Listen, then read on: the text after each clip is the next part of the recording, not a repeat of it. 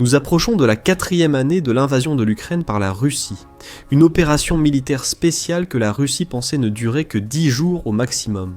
Au lieu de cela, elle s'est transformée en l'un des conflits les plus importants du XXIe siècle. Les deux camps font face à des défis inédits, dépassant largement le champ de bataille. L'Ukraine continue de compter sur une combinaison d'aides militaires occidentales, d'une production nationale innovante et de la résilience de sa population. La Russie, quant à elle, s'est transformée en une économie de guerre sous la direction du président Vladimir Poutine, perdant du personnel et du matériel à un rythme insoutenable, tout en faisant face à un isolement interne croissant. Mais la complexité de ce conflit va bien au-delà des tranchées du Donbass ou des cieux au-dessus de Kiev. Il a profondément changé les alliances mondiales et bouleversé le reste du monde. À l'approche de 2026 et de la 5e année du conflit, analystes militaires, agences de renseignement et experts politiques ont établi 7 scénarios sur son évolution. Alors, voyons comment tout cela pourrait se dérouler en termes de pourcentage. Scénario 1. Le conflit s'étend à plusieurs guerres régionales, avec une probabilité de 20%. Moscou entretient un vaste réseau de relations géopolitiques qui pourrait être utilisé comme une arme pour épuiser les ressources de l'OTAN et forcer l'Occident à se battre sur plusieurs fronts simultanément. Au Moyen-Orient, la Russie a fourni d'importants équipements militaires à l'Iran et auparavant à la Syrie. L'Iran est maintenant directement engagé dans des conflits régionaux et la Russie utilise des drones iraniens en Ukraine. Toute escalade au Moyen-Orient, surtout avec Israël, pourrait forcer les États-Unis à détourner plus de ressources et d'attention militaire de l'Europe. Le théâtre Indo-Pacifique offre une perspective encore plus préoccupante. La Chine a été la bouée de sauvetage économique de la Russie tout au long de la guerre, aidant Moscou à contourner les sanctions grâce à une augmentation des échanges commerciaux et à des systèmes de paiement alternatifs. La Corée du Nord est allée encore plus loin, fournissant directement à la Russie des obus d'artillerie et même des troupes.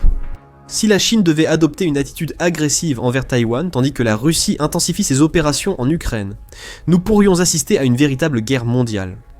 Et la Chine a observé de près l'évolution de la guerre en Ukraine sur le plan des relations internationales, et il est peu probable qu'elle commette les mêmes erreurs. La Russie conserve également une influence au sein même de l'OTAN. La Turquie a souvent joué sur les deux tableaux, refusant de mettre en œuvre toutes les sanctions occidentales tout en maintenant le dialogue avec Moscou et en retardant temporairement l'adhésion de la Suède à l'Alliance. La Hongrie a souvent bloqué ou retardé l'aide de l'Union européenne à l'Ukraine. Les deux pays ont des liens économiques étroits avec la Russie, offrant ainsi au Kremlin un levier sur des gouvernements également autoritaires, accusés de corruption à divers niveaux.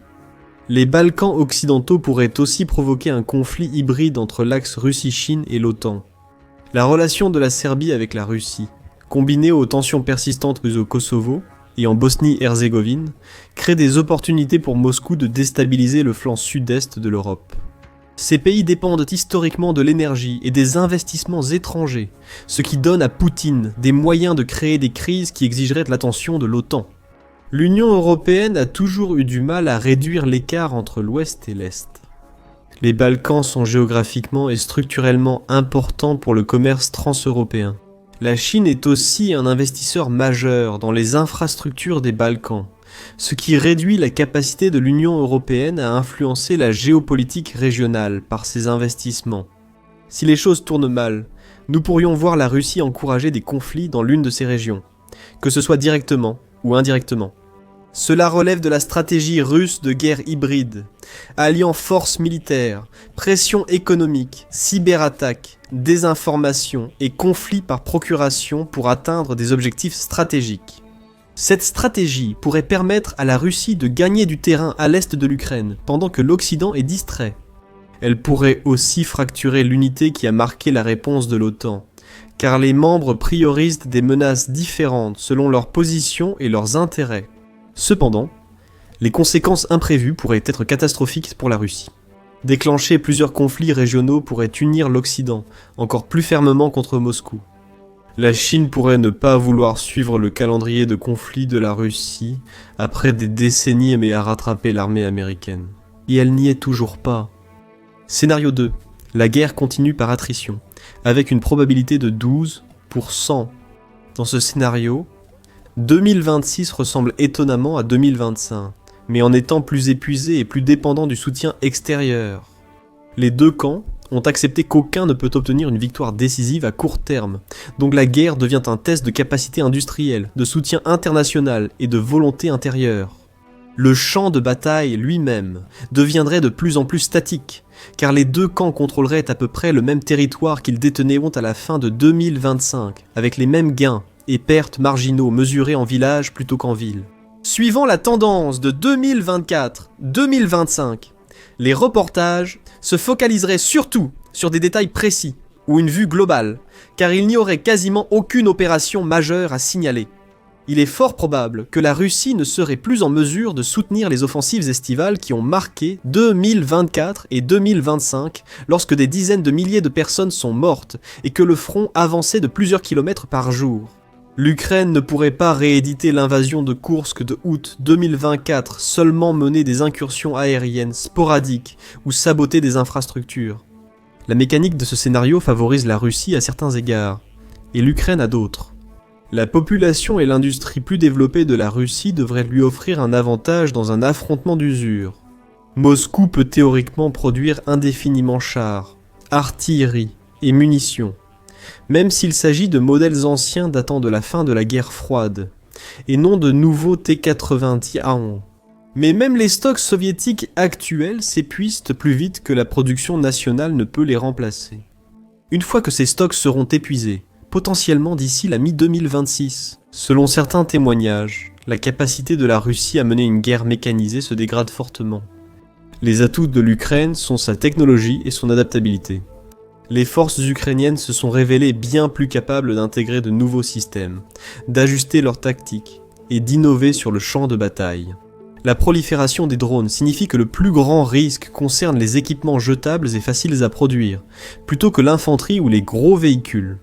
Si l'Ukraine maintient son avance technologique et augmente sa production, elle pourra potentiellement saigner la Russie à un taux d'échange favorable. Cependant, l'attrition continue entraîne toujours un coût démographique élevé. La population ukrainienne a été drastiquement réduite par les pertes humaines, les réfugiés et les pertes territoriales, et l'armée a dû augmenter à plusieurs reprises les limites de la conscription. L'économie russe dépend d'une population en bonne santé pour travailler dans le secteur de l'énergie et le complexe militaro-industriel. Mais elle ne peut pas le faire si elle recrute activement toute l'année. Pour l'Ukraine, une impasse qui empêche la Russie de réaliser des gains territoriaux, tant que l'aide occidentale continue, vaut mieux qu'une défaite ou une capitulation. L'espoir serait que l'économie russe finisse par s'effondrer sous la pression, obligeant Moscou à négocier. Pour la Russie, ce scénario indiquerait que Poutine n'a pas réussi à atteindre ses objectifs initiaux, mais il évite tout de même d'utiliser directement le terme défaite. Le régime de Poutine peut prétendre défendre les intérêts russes tant que l'Ukraine ne veut pas céder. Scénario 3. Percée russe, alors que Moscou profite de la réduction du soutien américain. Probabilité de 4%. Ce scénario suggère que le soutien américain à l'Ukraine vacille à un moment critique. Et la Russie saisit l'occasion pour réaliser la percée qui lui échappe depuis 3 ans. Le facteur déclencheur serait probablement la politique intérieure des États-Unis. Les déclarations du président Donald Trump sur sa volonté d'arrêter la guerre et la suspension temporaire du partage de renseignements avec l'Ukraine par son administration. Début 2025, il semblait que les États-Unis voulaient mettre fin à la guerre, peu importe le vainqueur. Si les États-Unis privilégient leurs intérêts, comme dans la rapide guerre commerciale avec la Chine, ils pourraient décider de suspendre à nouveau leur soutien à l'Ukraine pour la ramener à la table des négociations. Privée du renseignement américain, notamment de la surveillance satellitaire et de l'interception des signaux, l'Ukraine peine à anticiper et contrer les opérations russes. La Russie pourrait aussi mobiliser toutes ses ressources pour une offensive concentrée. La cible serait sans doute un centre logistique clé du Donbass, comme Pokrovsk, que la Russie tente de capturer depuis plus d'1 an, ou Kramatorsk, qui sert de principal centre de commandement ukrainien. À partir de là, la Russie pourrait enfin occuper le Donbass et avancer vers le reste du pays, alors que l'Ukraine perd de l'élan et la volonté de se défendre. Même une victoire limitée au Donbass montre que l'Ukraine ne peut se maintenir sans soutien total des Américains. Peu importe combien les autres pays de l'OTAN fournissent réellement, tant que la propagande montre que les échecs de l'Ukraine découlent directement du manque d'implication active des États-Unis. Cependant, ce scénario est également extrêmement risqué. L'offensive pourrait consommer les réserves stratégiques restantes, laissant la Russie encore plus épuisée qu'auparavant. La Russie pourrait perdre des dizaines de milliers de soldats, et des centaines de véhicules et d'autres équipements en quelques semaines. Si l'offensive n'aboutit pas à une véritable percée, la position de négociation de la Russie s'aggravera considérablement, car chacun voit que, même avec moins de soutien à l'Ukraine, la Russie n'a pas réussi à gagner. Ce scénario est aussi peu probable à cause du reste de l'OTAN. Les membres européens de la coalition des volontaires ont démontré leur volonté et leur capacité à compenser. Quand les États-Unis ont suspendu leur soutien, la France, la Grande-Bretagne, l'Allemagne et la Pologne ont accru leurs engagements. Par exemple, l'Ukraine possède encore des avions français et de nombreux véhicules militaires allemands et polonais qui demandent moins de soutien direct du renseignement américain. Le renseignement satellitaire ukrainien provient aussi en partie d'acteurs indépendants, pas seulement des gouvernements. Une percée russe pourrait même mener à une intervention militaire européenne, un sujet jusqu'ici tabou. La France et la Grande-Bretagne évoquent des scénarios avec troupes au sol. Si la Russie semblait proche de la victoire, le conflit risquerait de devenir une confrontation directe avec l'OTAN, ce qu'aucun des deux ne souhaite. Pour les États-Unis, cela ne ferait que donner raison aux critiques, qui soutiennent que le soutien à moitié à l'Ukraine était la pire option possible. Si la Russie l'emporte sur ce front, il y a de fortes chances qu'elle poursuive simplement vers la prochaine cible, que ce soit dans le Caucase, les Balkans, ou même la Finlande, ou les pays baltes. Les États-Unis devront alors fournir un soutien direct, cette fois réellement contraint par l'article 5 de l'OTAN. Scénario 4. Impasse permanente. Probabilité de 38%. Le scénario le plus probable est que la guerre ne se termine pas, mais qu'elle ne continue pas vraiment non plus. Le conflit entre la Russie et l'Ukraine pourrait ainsi devenir un conflit gelé et indéfini, à l'image de la péninsule coréenne. C'est parce que les deux camps ont épuisé leurs unités les plus compétentes, utilisé leur meilleur équipement et épuisé leur morale pour poursuivre le conflit. La Russie passerait sans doute d'actions offensives à un renforcement de ses défenses. Elle renforcerait ses positions dans les oblasts occupés de Donetsk, Luhansk, Zaporijia et Kherson, déclarant ces territoires libérés et se concentrant sur leur intégration administrative à la Fédération de Russie. Les attaques pourraient continuer, mais surtout sous forme d'échanges d'artillerie, de frappes de drones et de petits raids, plutôt que d'assauts au niveau du bataillon. Le facteur déterminant annonçant ce scénario est l'épuisement par la Russie de sa capacité de guerre mécanisée. L'analyse suggère qu'à la fin de 2026, la Russie pourrait avoir épuisé la plupart de ses chars et véhicules blindés de l'ère soviétique. La production nationale ne peut compenser ces pertes aussi vite qu'elles sont détruites. Et il a été démontré que les attaques d'infanterie sans le soutien des chars et des véhicules sont terriblement inefficaces pour gagner du terrain. L'Ukraine a repoussé des attaques mécanisées majeures, impliquant de nombreux chars et véhicules de combat d'infanterie simultanément. Se contenter d'utiliser des soldats reviendrait à placer des cibles sur un stand de tir pour les drones ukrainiens. De même, l'Ukraine pourrait maintenir la pression par des frappes de drones, des bombardements d'artillerie et des opérations de contre-offensive limitées, mais devrait probablement revoir à la baisse ses ambitions de reconquérir le Donbass. L'objectif se déplacerait vers le fait de rendre les coûts de l'occupation aussi élevés que possible pour la Russie, tout en renforçant la capacité défensive et économique de l'Ukraine sur le long terme. Encore une fois, l'élément clé ici est la technologie des drones de l'Ukraine. Ces systèmes sont économiques, difficiles à contrer et utilisables avec une formation minimale. Ils permettent à l'Ukraine d'infliger continuellement des pertes aux forces russes sans risquer le personnel ukrainien ni du matériel coûteux. Les combats dans cet état de gel seront à la fois très différents et similaires à ce que nous avons vu entre 2022 et 2025. Chaque jour, les deux camps lanceraient des dizaines, voire des centaines de petits drones contre les positions, dépôts et personnels ennemis. De temps en temps, des frappes plus importantes avec des missiles ou des drones longue portée toucheraient des cibles stratégiques. L'artillerie échangerait des tirs à travers la ligne et les forces spéciales mèneraient des raids. Cependant, rien de cela ne modifierait vraiment le contrôle territorial ou la ligne de front. Ni l'Ukraine ni la Russie ne veulent que ce scénario se produise. D'une part, l'Ukraine devrait probablement accepter le fait qu'elle pourrait perdre 20% de son territoire au profit de la Russie et être contrainte de poursuivre la production de drones et les dons de l'OTAN. Pendant des années, la Russie continuerait d'affirmer qu'elle a défendu les intérêts russes, empêché l'Ukraine de se rapprocher de l'OTAN et libéré certaines parties de l'Ukraine des soi-disant mouvements néofascistes. Dans le même temps, son économie resterait probablement entravée par les sanctions occidentales et deviendrait de plus en plus dépendante de la Chine en tant que principal partenaire d'exportation, au point qu'elle puisse dicter les politiques futures. La crise démographique des deux pays s'aggraverait, tandis que les complexes militaro-industriels fonctionneraient à plein pour reconstituer les stocks et générer de nouveaux revenus. En même temps, chaque perte humaine réduirait encore le nombre de personnes actives. Plus inquiétant encore, ce scénario n'offre aucun mécanisme de résolution. Le régime de Poutine dépend presque d'une force extérieure pour détourner la propagande des problèmes internes. La société ukrainienne a renforcé sa position sur l'indépendance, au point que toute concession supplémentaire à la Russie serait jugée inacceptable. À ce moment-là, il se pourrait que nous voyions quelque chose se produire en 2027 ou en 2037. Scénario 5. L'Ukraine est poussée à un compromis. Probabilité de 11%. Dans ce scénario, l'Ukraine pourrait subir des pressions internes et externes, au point de devoir accepter des conditions favorables à la Russie. Même si cette dernière n'obtient pas une victoire totale, occupation ou intégration. Le processus commencerait probablement par une pression américaine soutenue sur Kiev pour négocier. L'administration américaine, frustrée par la durée et le coût de la guerre, pourrait conditionner la poursuite de son soutien à la volonté de compromis de l'Ukraine. Les membres européens de la coalition des volontaires pourraient d'abord résister, mais être forcés de suivre les États-Unis. Pour cela, la Russie devrait maintenir juste assez de pression militaire pour négocier à partir d'une position de force relative. Cela ne demande pas de gains territoriaux majeurs, juste l'idée qu'elle peut continuer à faire pression sur l'Ukraine. Même une cible vitale comme Podkros pourrait suffire à renverser la situation si cela s'accompagne d'une diminution du soutien occidental.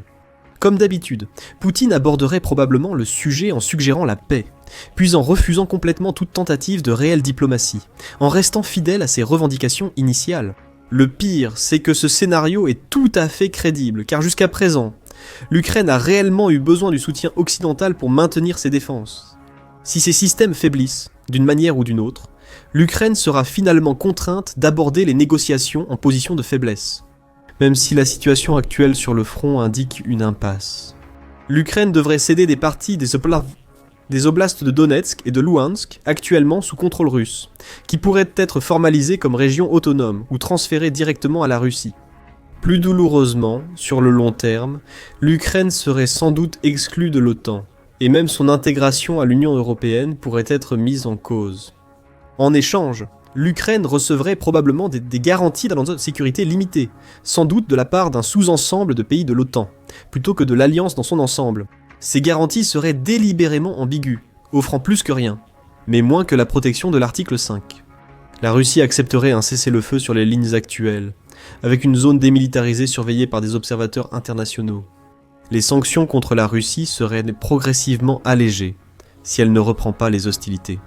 Cependant, l'Ukraine n'accepterait jamais réellement ces conditions, et la Russie ne ferait jamais confiance au fait que l'Ukraine n'essaierait pas de les renverser. Les deux camps profiteraient de la paix pour se préparer à la prochaine série de combats. Le cessez-le-feu ne serait qu'une pause, pas une résolution. Si l'Ukraine ne reçoit pas de garantie de sécurité, la Russie ne ferait que relancer sa machine de guerre dans quelques années, et tenterait d'en finir. Cela créerait un précédent dangereux, où l'OTAN apparaîtrait comme en déclin, et incapable d'influencer les politiques étrangères, même dans les pays qui en ont le plus dépendu. Encouragée par la victoire de la Russie, la Chine pourrait décider de tenter sa chance en envahissant Taïwan, ce qui plongerait le monde dans un conflit encore plus vaste à cause d'un enchaînement d'alliances déclenchant des accords de défense. Scénario 6. Cessez-le-feu mutuellement insatisfaisant. Probabilité de 12%. Ce scénario, c'est l'issue redoutée, mais possible pour tous. Un cessez-le-feu qui ne satisfait personne, ne résout rien, mais arrête temporairement les morts. Le déclencheur pourrait être l'effondrement économique de la Russie, atteignant un seuil critique, rendant impossible le maintien d'opérations offensives. Cela peut résulter d'une baisse de 20% de la production énergétique d'ici 2025, associée à la diminution des exportations de pétrole et de gaz et à la hausse des coûts. Ajoutez à cela le fait que les ventes d'armes de la Russie se sont effondrées jusqu'à 92% entre 2021 et 2024. L'Ukraine connaîtrait sa propre crise si l'OTAN ne s'accorde pas sur un soutien suffisant. Augmenter les dépenses militaires au niveau national pourrait signifier essayer de réduire le financement des dons ou rationaliser l'équipement militaire, au point qu'il soit efficace uniquement pour tenir la ligne plutôt que de progresser. Étant donné que l'Ukraine consacre activement plus de 25% de son produit intérieur brut à l'armée, son économie ne peut tout simplement pas fonctionner sans l'OTAN. Actuellement, aucune partie n'accepterait officiellement d'ouvrir des négociations. Au lieu de cela, les opérations militaires se désescaladeraient progressivement, jusqu'à ce qu'un cessez-le-feu de facto s'installe, sans que personne n'en déclare officiellement un. Le front finirait par devenir une zone grise sans contrôle. La différence essentielle entre ce scénario et le scénario 4 conflits gelés est l'absence de garantie de sécurité pour l'Ukraine.